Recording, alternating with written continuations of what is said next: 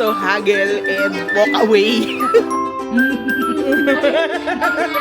Good morning!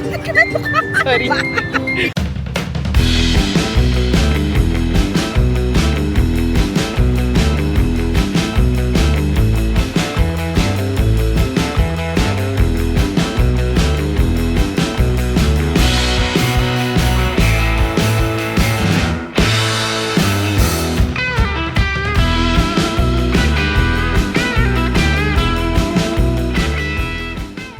What's up, travelers? We're your favorite travel guides. I'm Eka. And I'm Tony, and today we are here in Ho Chi Minh City, Vietnam! Tara, sabay-sabay tayong gumala! Let's go!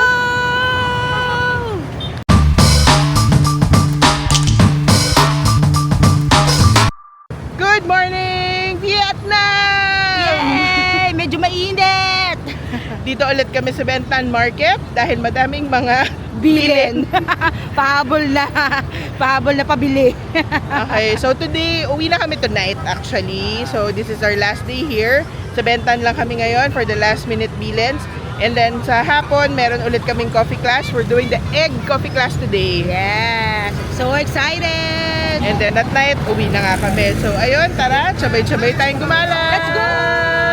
Okay, so we're back here at Bentan Market. Right now, we're looking for coffee beans.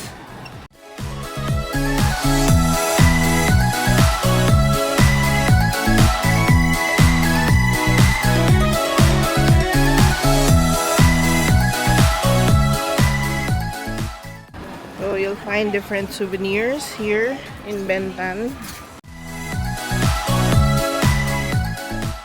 So ayun na nga, yung shot glass nagsimula ng 65. Tapos naging 50. Nung paalis na ako, naging 20 na lang siya. So haggle and walk away. Pag meron kayo talagang gustong bilhin, pag nag-walk away kayo, hahabulin kayo ng mas mura. So that's the tip. Pero nakabili na kami ng shot glass. Nakuha namin sa malapit sa Coffee Apartments. We got that, actually medyo mahal, 77. Na dito pala kaya ng 20. Basta mag-walk out ka lang. So balik kami ngayon sa Lakap for our egg coffee class. Kaya din ibang class din. So we got this to Clo. And if you also want to get your activities here in Vietnam via Clo, you can use our promo code Travel Explorers Club. to get a discount on your booking. Let's go to Lakap. Maglalakad lang ulit kami. 300 meters around. Depende sa'yo kung ilang minutes mo na lakad. Kaya baka ma-weirdan. Ano? Sobrang tamad lang ka. So laharin na lang namin. Buti hindi naman umuulan ngayon. Medyo mainit lang. Dito sa District 1, kaliwat kanan yung mga cafe. Pero kaliwat kanan din ng mga motor na nakapark sa sidewalk. Kaya ang chikip! Ito pa naman kasama ko, di marunong tumawid. Kaya kailangan mong antayin. Yan, tatawid po kami. At oo, hindi po ako marunong tumawid dito kasi nakikipag-patintero ka sa mga motor.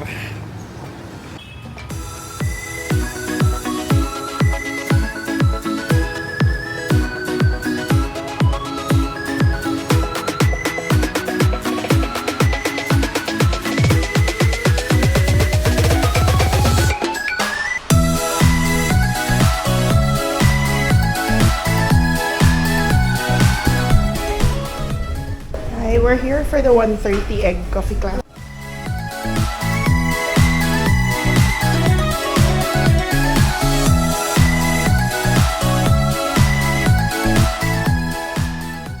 Nagdapat kasi kami, kailangan ko ng Medyo mainit. So, 1:30 yung class. It's only 1:15. Mag-aantay lang kami muna. Actually, meron pang ibang mga classes sa Cloak. Ibang school naman. Pero we chose this one kasi ang ganda ng experience namin dito. So, gusto namin umulit dito for our egg coffee class naman. Si Tony, init na init. Init naman kasi talaga. 10 minutes yung walk namin. Tinayman na namin. Pero maaraw. Last time, nung isang araw nung pumunta kami dito, umuulan eh.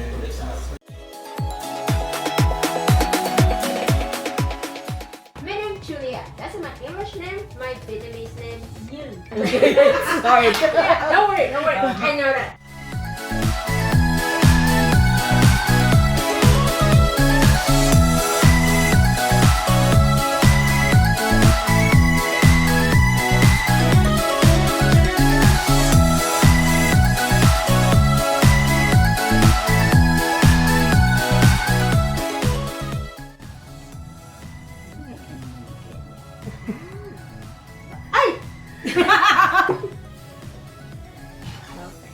So scared.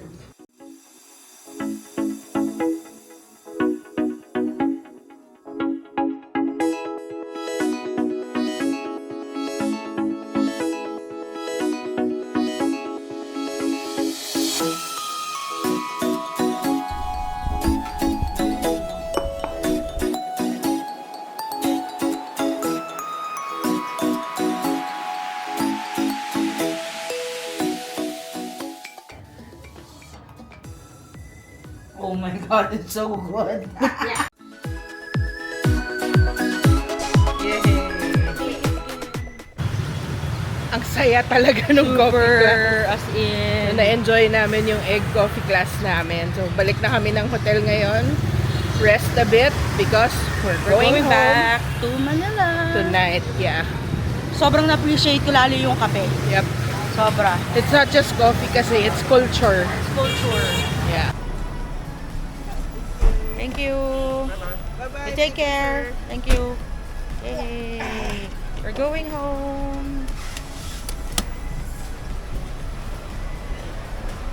To the airport.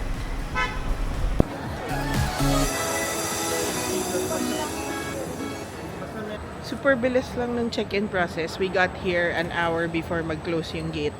And walang pila. I don't know if dahil konti lang ba or ganun siya talaga. Pero ang saya lang. Kasi ang bilis lang. Wala pang 5 minutes. Tapos na kami sa check-in.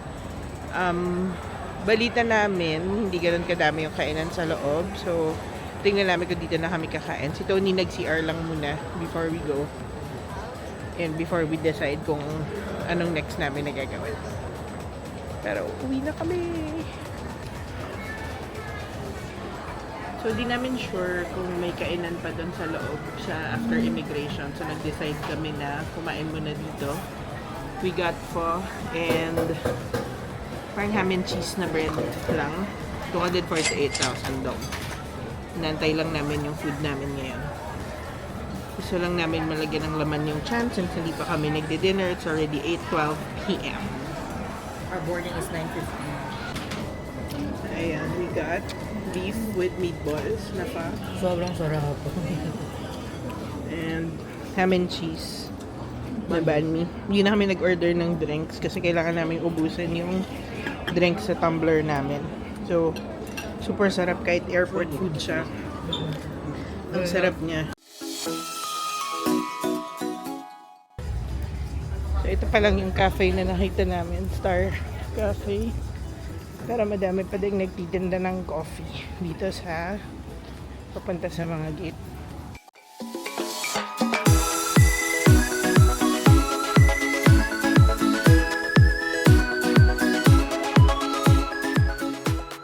And that concludes our Ho Chi Minh trip. So, nag-enjoy ka ba sa birthday travel mo? Yes, super. Nice. Especially yung food. Naka 10 bowls yata ako ng pho. And ilang banh mi yung kinain ko. So everyday sa hotel, lagi ako nagpa-pho. Pero pa yung kain natin sa labas na pho. Ayun. And especially yung egg coffee. Sobrang nagustuhan ko siya talaga. And coconut coffee. Yep. Ako naman, favorite ko na kinain natin yung mga banh mi. Ang sarap niya. Sarap, Parang no? simple, pero ang sarap. Kahit hanggang sa huli, nag-banh mi at pho pa rin kami. Kaya. So, yun yung gusto namin. Yung hotel namin, Van An Luxury Hotel, sobrang ganda ng experience namin sa hotel na yun. It's a family-owned hotel. So, lahat sila na nagtatrabaho doon, magkakamag-anak sa tatay, sa nanay, sa anak, pinsan. Pinsan. So, sobrang babait nila and in-upgrade pa nila yung room namin para mas maluwag kami, mas masaya, 'di ba? Tapos may breakfast. Tapos sobrang ano niya, sobra talagang welcoming. Ang hospitable nila hanggang sa huli. Pagbaba pa lang namin ng taxi, as in sinalubong na kami, na hindi siya sure kung doon kami mag-check-in. Pero sinalubong niya na kami. Bira mo, parang 11, between 11 p.m. to 12 a.m. yun, yung oras na pagdating namin dito sa Vietnam. Pero as in all smile, kasi nalubong kami. At tinulungan kaming iakyat yung luggage namin. Kasi nga may hagdan siya. So, alam ko di nila to masyado may intindihan, but shout out to Sunny and Annie. You were And super your great, family. and your whole family. You guys were super great. We can't wait to come back so that we can see you guys again. Yung hotel namin nasa District 1, as in, kaliwat kanan yung cafe niya around. Ang lapit niya sa Bentan, ang lapit niya sa ibang mall. Ano pa yung best? Skydeck. Sa Skydeck. Saigon, Skydeck, Landmark 81, like Oo. 50 to 20 minutes kung walang traffic. Yep. So, super okay siya. And yung trans pa namin going around, Grab lang. Ang mura ng Grab. Dahil nasa District 1 na nga kami, most ng mga pinuntahan namin is within the area. Nagsa-start siya at 33,000 dong. Tapos yun yan, depende sa pupuntahan tsaka sa time ng Gaano day. kalayo. So, maganda mag-hotel kayo sa District 1. So, what's your favorite activity? Siyempre yung mga towers or buildings. Kasi nagko-collect nga ako ng mga pictures. Skydeck, Saigon Skydeck and Landmark 21. Second is yung River Cruise. Sobrang sarap ng food. Saya. It was a 3-course meal, so walang tapon, lahat ang sarap. Yep. Tapos yung band, yung entertainment, may live band na puro Pinoy, and then yung magician, sobrang fun niya. Nakaka-entertain talaga. So, ako din, that's one of my favorite activities na ginawa natin. And of course, the coffee classes. Ang saya-saya lang ng coffee class sa Yeah, lakap. the coffee class pala. Number 1 pala yun. Number 1 pala Ayun. yun. Madami pa kaming sasabihin, pero tinatawag na kami. Boarding So, na kami. later Tuloy na lang. namin. Tuloy namin mamaya. Sobrang konti lang namin. Parang wala halos tao. Sana wag kakalog-kalog yung plane. Boarding na kami now. Okay, so dito na kami sa plane and yun nga, halos walang tao. So, tuloy natin ang review ng ating vlog.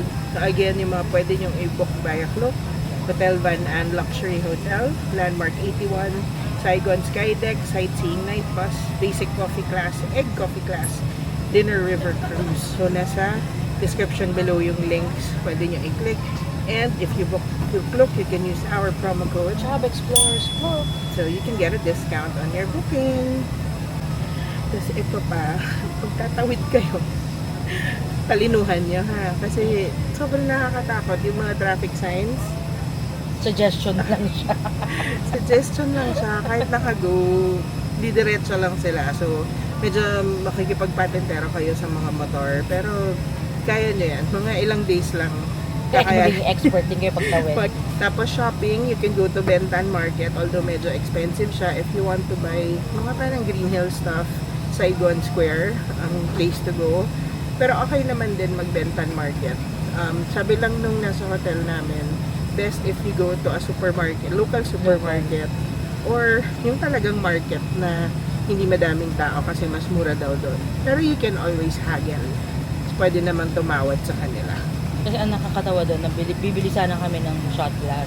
Nag-start ng 65,000 doon. Nung umalis na kami, 20 na lang yung isa. So, the trick is to walk out. Pag nag-walk out kayo, sisigawan kayo, 20 na lang! Ganon. Sa to kasi nagtatagalog sila. Mura lang, mga ganon. Next, guys, nung nagpunta kami dito, nag-park kami sa Naiya, September 30. Ngayon, uuwi kami na yung parking rate is 1,200 na. So, i-insert namin dito ang aming experience. Ito na, papunta namin sa parking. Malalaman na natin kung gaano katotoo ang Jesus at kung gaano kasakit ang damage. What time is it? 2:15 in the morning. So, tingnan natin kung ilang araw ang i-charge. Kaya nag-park kami September 30. We got here around 2 p.m.? 2 p.m. 2 or 3 p.m. Yeah. Ay, Pilipinas kong mahal. So as you can see, madaming vacant. It's the first time I think I've seen this na Maraming bakanting parking. ayun no, wala halos sasakyan. Ayan, walang sasakyan. Ang daming parking. Magsawa tayo ngayon sa pagpili ng parking space. 'Di ba? Okay lang naman kasi to race it if you need to. But give ample time. Like months worth of cascade. And not like a day before. Nabalita ko may nakakuha lang ng memo. And wala naman silang planong i-cascade. Anong pagpasok natin ng September 30? Sinabi na tataas ang presyo ha. So people who come here and park here, malamang sa malamang, nagpa-park yan ng matagal. Luwag oh. Yan na. Basta tayo ng parking. Kano kayang damage. So sana naman nakascade ng maayos para yung mga tao na magpa-park hindi naman nagulat. Hindi yun pag-park mo 300 pesos pa, paglabas mo 1 to na yung parking fee. Ang sakit naman nun. Paano kung sakto lang yung pera ko? And sana sinabi man lang bago kayo pumasok sa pagkuha ng ticket, nagbibigay ng ticket na starting tomorrow po 1,200 na po for 24 hours yung fee. So di sana may option kaming lumabas at iuwi yung kotse at mag-grab na lang kami. Eto na tayo.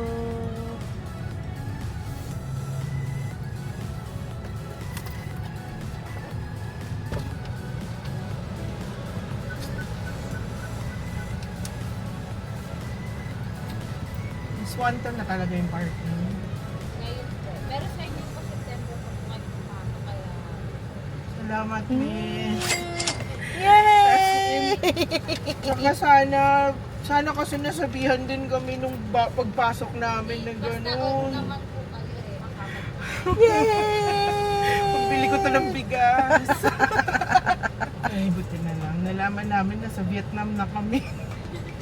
Naiyak na lang ako eh. So ayun, sobrang saya na experience namin dito sa Vietnam.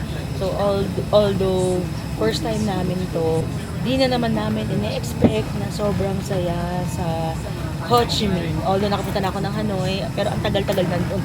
So sobrang saya. Kakaiba yung city paggabi. Sobrang vibrant.